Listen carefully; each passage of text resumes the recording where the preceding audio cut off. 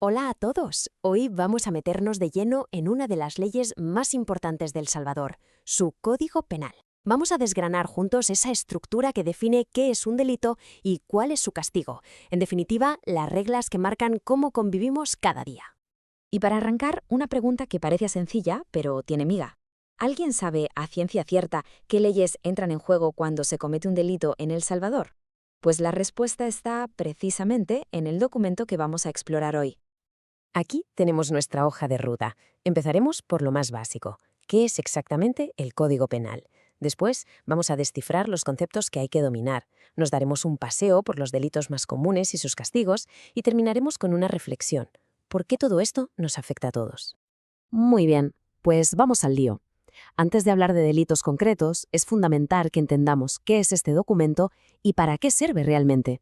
A ver, para que se entienda fácil, el Código Penal es como el manual de instrucciones de la sociedad. No solo nos dice qué cosas se consideran un delito, sino que establece todo el camino a seguir, desde que alguien es sospechoso hasta que es condenado. Y, por supuesto, las consecuencias que eso tiene. Es la piedra angular del sistema de justicia penal. Y ojo al dato, porque la historia de este código es muy interesante. El actual, el de 1998, no apareció de la nada. Nace porque el anterior, que era de 1974, se había quedado anticuado, ya no encajaba con la nueva Constitución del 83, que se escribió en un momento en que se buscaba la paz y la democracia. Hacía falta una herramienta legal mucho más moderna y, sobre todo, más respetuosa con los derechos humanos. Vale, ya sabemos qué es. Ahora vamos a ver el cómo funciona. Y para entender el código, primero hay que hablar su mismo idioma. Hay algunos conceptos básicos que son la base de todo lo que viene después. El concepto fundamental es el de hecho punible. Y el artículo 18 lo deja claro. Lo divide en dos grupos. Por un lado, los delitos, que son las acciones más serias, como un robo, por ejemplo, y por otro, las faltas, que son de menor gravedad, como una simple alteración del orden. Esta es la primera gran diferencia que hace la ley para medir cómo de grave es una acción. Y aquí, atención, porque esto es importantísimo.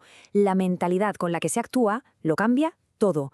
No es lo mismo hacer algo con dolo, es decir, a propósito, con la intención clara de cometer el delito, que hacerlo con culpa, que es cuando el daño se produce por un descuido, por una imprudencia, pero sin esa mala intención directa. Parece un detalle, ¿verdad? Pues es absolutamente crucial para decidir la responsabilidad y el castigo. ¿Y qué pasa si alguien intenta cometer un delito pero por lo que sea no lo consigue? Bueno, pues para eso está el artículo 24, que lo define como tentativa. La ley no solo castiga el delito que se ha completado, sino también el simple intento, siempre y cuando ya se hubiera empezado a ejecutar y no se terminara por algo ajeno a la voluntad de quien lo comete. Perfecto. Con los conceptos básicos ya sobre la mesa, es el momento de hacer un recorrido por las grandes categorías de delitos.